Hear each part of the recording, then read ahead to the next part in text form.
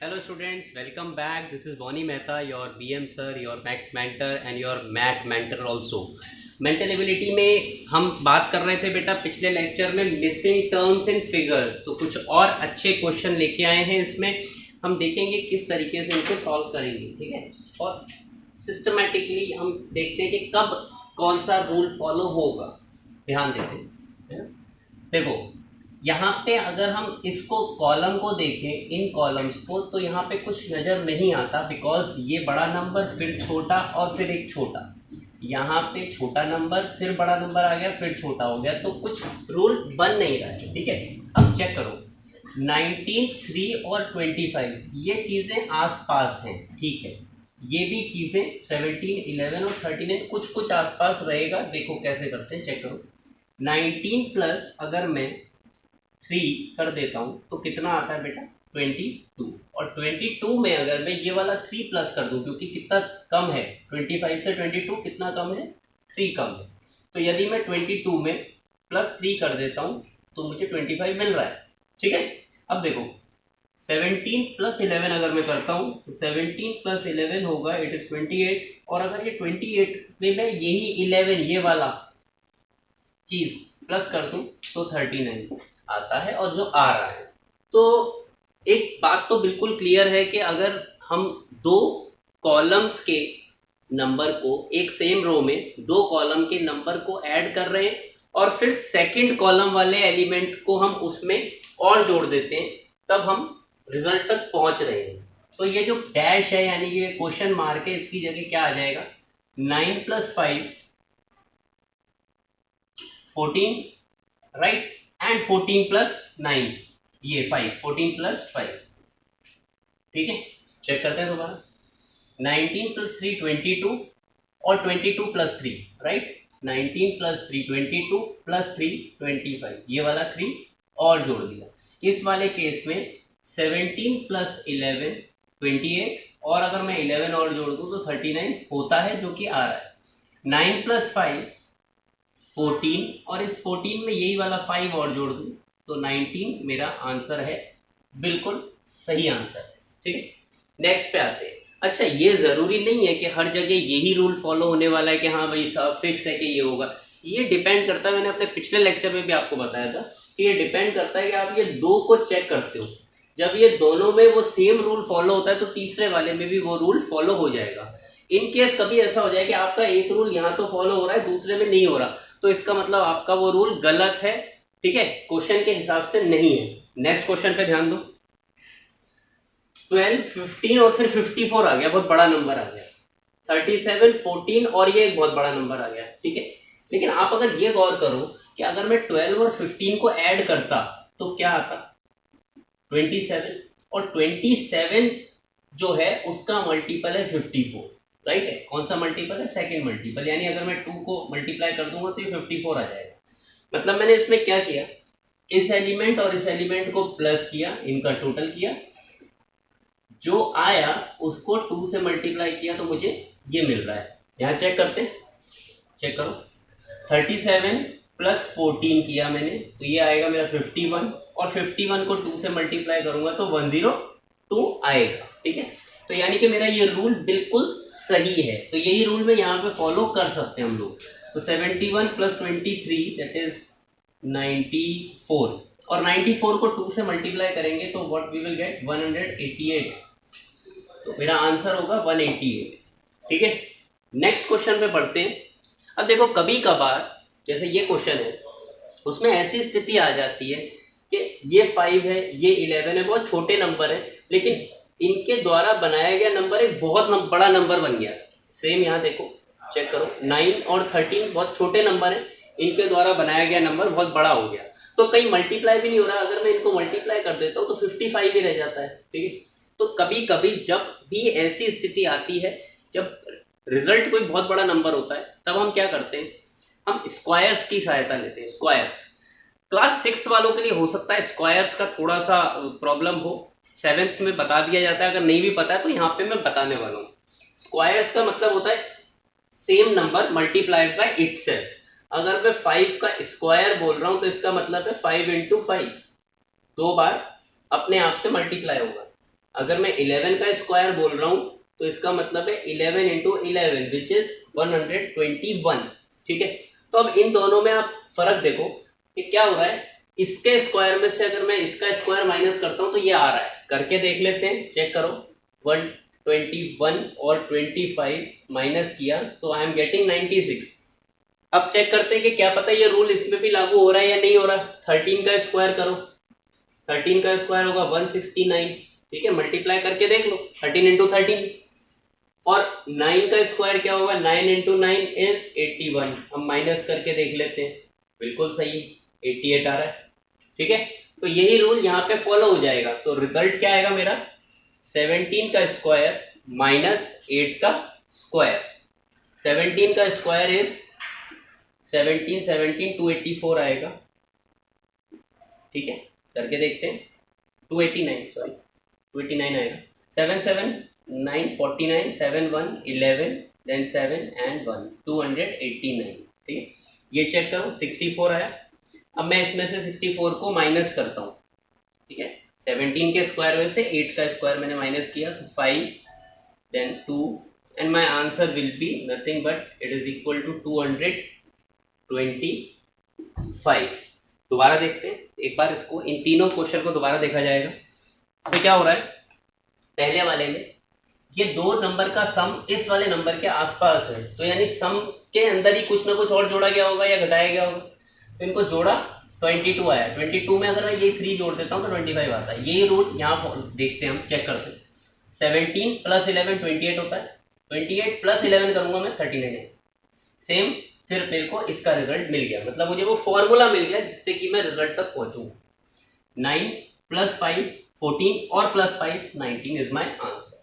Next 12 plus 15 27 होता है और 27 का डबल 54 होता है। ठीक है, ये दोनों प्लस किए 51, 51 का डबल 102, 71 और 23 94 होगा, 94 का डबल 188। ठीक है, तो सेम फॉर्मूला जो इस रो में लगा और इस रो में लगा वही इस रो में यूज हो जाएगा।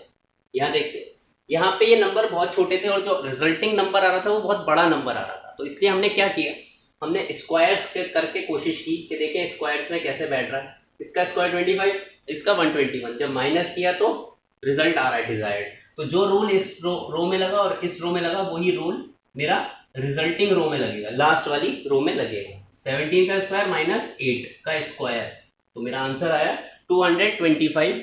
आप स्क्रीनशॉट ले सकते हो इसका। These are few good questions. Yes, so बेटा अब देखो 3 और अच्छे क्वेश्चन बढ़िया वाले ये लेके आए। अब हमने स्क्वायर का कॉन्सेप्ट जो कि पढ़ा है, अभी पढ़ा, तो देखो वही वाली चीज आ गई। अब आप कहोगे सर ये कैसे पता लगेगा कि स्क्वायर वाला कॉन्सेप्ट लगाना है या नहीं लगाना। तो बहुत ही छोटी सी बात है कि अगर आप यहाँ पे नंबर देख रहे हो तो बहुत छोटे नंबर है, इन नंबर से जो रिजल्ट बन के आ रहा है वो बहुत बड़ा नंबर है ना। अगर इनको मल्टीप्लाई भी करते हो तब भी कुछ ना कुछ हो नहीं रहा। 5 3 5 7 35, क्योंकि यहाँ पे 7 है, 5 इंटू 7 35, तो ये बहुत बड़ा नंबर हो गया। हम कहीं ना कहीं स्क्वायर्स यूज कर सकते हैं। तो लेट अस सी, चेक करो कि अगर मैं 5 का स्क्वायर करता हूँ तो 25 आता है और 7 का स्क्वायर करता हूँ तो 49 आता है। ठीक, इन दोनों को जोड़ के देखता हूँ मैं, है ना। सबसे आसान चीज़ क्या होती है, कोई चीज़ों को जोड़ना, घटाना फिर दूसरी चीज़ आसान होती है। इन दोनों को जब जोड़ा मैंने तो 74 आ रहा है, बिल्कुल सही है। तो मैं थोड़ा बहुत खुश हो गया। अभी खुशी बाकी है थोड़ी और होना कि इसमें भी चेक करना है मुझे रूल। अगर मान लो इसमें रूल चेक नहीं हुआ तो फिर मेरा ये मानना गलत हो जाएगा। तो अब देखो 11 का स्क्वायर 121 और 8 का स्क्वायर इज 64, दोनों को जोड़ो कितना आया, 185 आ रहा है। चेक करो 185 हो गया। ठीक है, तो यानी कि ये रूल मेरा लागू हो रहा है कि इसका स्क्वायर करा और इसका स्क्वायर किया और उनको जोड़ दिया, दोनों के स्क्वायर को जोड़ दिया।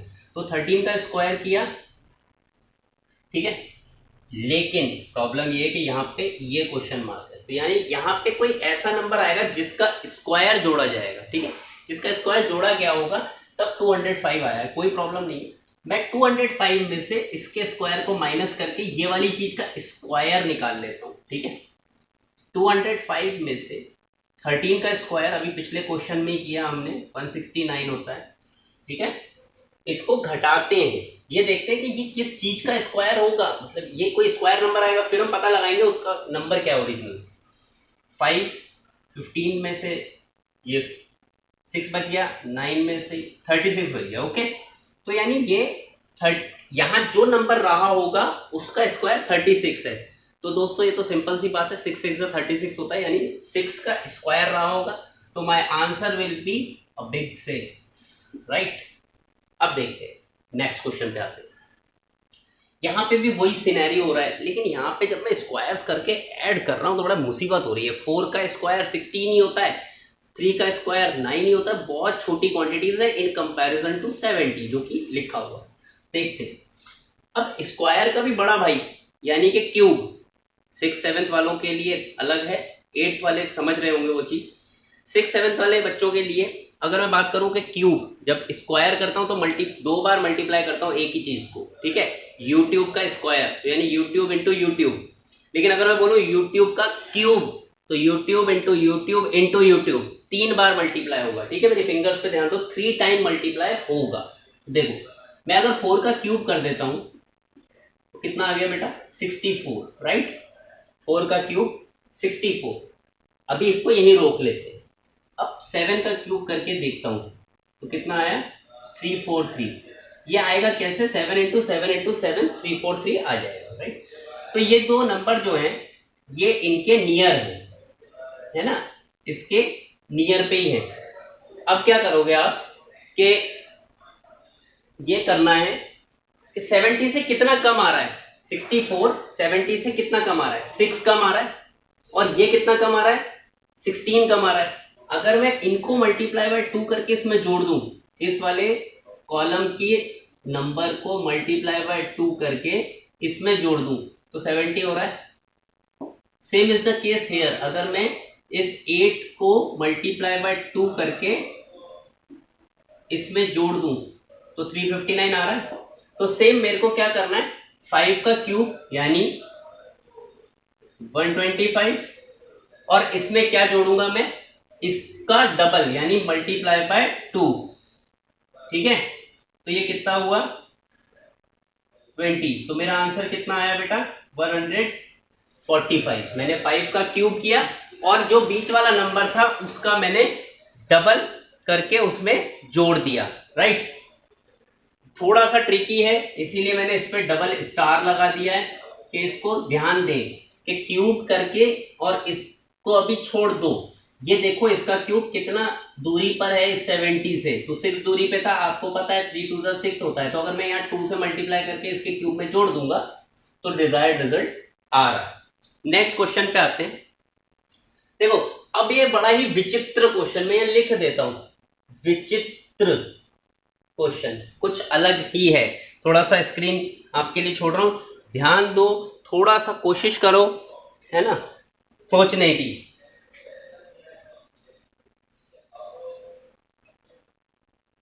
हाँ जी, तो अब देखो यहाँ पे ये नंबर तो बहुत ही बड़ा आ गया, ना तो स्क्वायर से होगा ना क्यूब से होगा ना 4 टाइम करके होगा। लेकिन देखो आप चेक करो कि 3 का स्क्वायर कितना होता है बेटा 9, और 4 का स्क्वायर कितना होता है 16। तो यही ब्यूटी है मेंटल एबिलिटी की कि इसमें जरूरी नहीं है कि मैथमेटिक्स इन्वॉल्व हो, मैथमेटिक इन्वॉल्व हो सकती है लेकिन आपकी मेंटल एबिलिटी इन्वॉल्व होनी बहुत जरूरी है। देखो ये नंबर को 916 को हम 9 और 16 अलग अलग करके भी सोच सकते हैं ना, इमेजिन तो कर ही सकते हैं। देखो 3 का स्क्वायर 9 हो गया, बहुत बढ़िया, 4 का स्क्वायर 16 हो गया, कंबाइन करके 916 एक नंबर बन के तैयार हो। दूसरा यहाँ पे आते हैं, ये रूल इस पे भी तो चेक करना पड़ेगा ना। 2 का स्क्वायर 4 हो गया और 3 का स्क्वायर 9 हो गया। यस गॉट इट, मेरा आंसर यानी कि मेरा रूल मैंने स्टैब्लिश कर लिया। अब ये वाले रूल को मुझे आंसर में लगाना है और मेरा आंसर आया -1 का स्क्वायर। अब इसने यहाँ थोड़ा ट्रिक दे दी 6th और 7th क्लास के बच्चों के लिए खास तौर पे। किसी भी माइनस के नंबर का स्क्वायर, समझ लो -1 का स्क्वायर किया मैंने, तो आंसर प्लस में आएगा। क्यों? क्योंकि -1 इंटू -1 हम इंटीजर में पढ़ते हैं, माइनस इंटू माइनस प्लस हो जाता है, ठीक है। तो किसी भी माइनस का संख्या का स्क्वायर जब करोगे तो प्लस में आएगा, तो 1 बन गया, ठीक है। और 5 का स्क्वायर 25 होता है, दोनों को कंबाइन करके लिख दिया, माय आंसर इज 125। ओके, इसी तरह के और भी क्वेश्चंस हैं, राइट। हम और भी क्वेश्चंस करते रहेंगे इन आर फर्दर क्लासेस, ठीक है। These are some good 6 question, super 6 questions of missing term, है ना। थैंक यू वेरी मच, पढ़ते रहें एंड मेंटल एबिलिटी में अपना माइंड लगाते रहें। Thanks, take care.